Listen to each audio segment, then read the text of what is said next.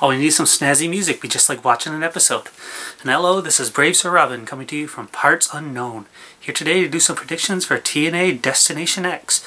It's my first time doing predictions for a TNA pay-per-view for a simple reason that I haven't been watching TNA for like a year or more now.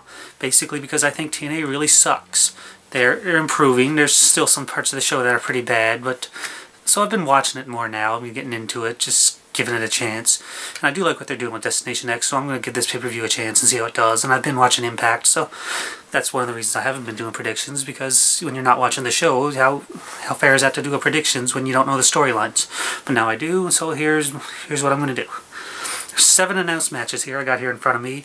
There might be some impromptu ones from what I hear. On Twitter, Generation Me is saying they're on the pay-per-view, but they've got no announced match, so it's probably some unannounced tag match involving them against somebody. Probably some of the guys like Jimmy Rave or Kid Cash that they brought in. Maybe they'll give them another chance to be on the pay-per-view. But I'll just be predicting the announced ones. Another announced one, though, is Doug Williams versus a mystery opponent. I can't really do a prediction for that without knowing who his opponent is going to be. I'm hoping for somebody like Petey Williams or Jay Lethal to come back. I think that'd be really cool. But I'm just because of that, I really don't know. I can't do a prediction on that. That wouldn't be fair. So in the next match that I'm going to predict, we had the 4-way match to determine a #1 contender to the X Division title. Alex Shelley, Robbie E., Shannon Moore, and Amazing Red. I think Alex Shelley is the best wrestler of these 4, but I'm going to go with Amazing Red to win, because Alex Shelley's already got an angle going on in the tag division where he's half of the tag champs now. So for that reason, I don't think he needs to win the #1 contender to the X title. So I'm going to go with Red for that. So that's why I think Amazing Red will win. Moore's okay, but he's basically this generation's Ed Leslie, and Robbie E., well, I haven't seen anything good from him to say I'm a fan one way or another, so I really can't comment too much on him. Next match, to win a TNA contract, we have Austin Aries, Zema Ion, which I hope I'm pronouncing correctly, Low-Key, and Jack Evans. This should be pretty good. And to win the TNA contract, I hope it's Austin Aries. That's who I think it should be. Low-Key maybe is the next one who might get a chance, but I think he's had his chance in TNA, so they might even just hire him anyway. But I think of the 4, the best one to have would be Austin Aries, and they could do something different with him again and have him in there. Hopefully let him do some of his A-double character, and I think that would be pretty cool.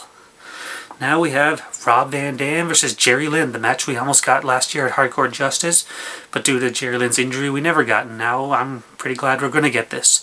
As long as Lynn can stay uninjured and as long as RVD can stay motivated, this should be one hell of a match again, even with the years between them now.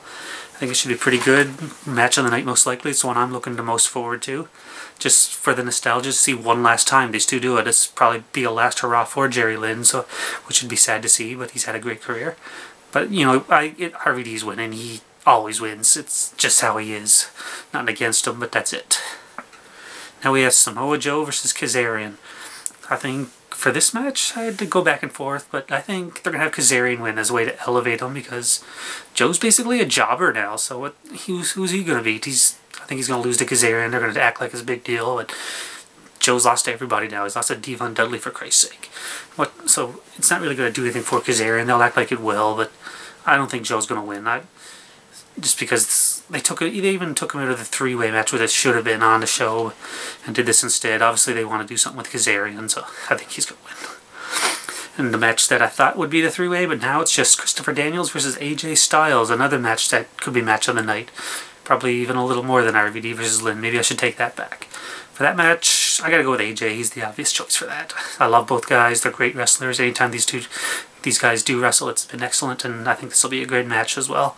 But I'm going with AJ to win just because Daniels just came back, and I really don't think the Hogan regime really gives a rat's ass about Daniels. It's just sad because the guy's super talented and he's great.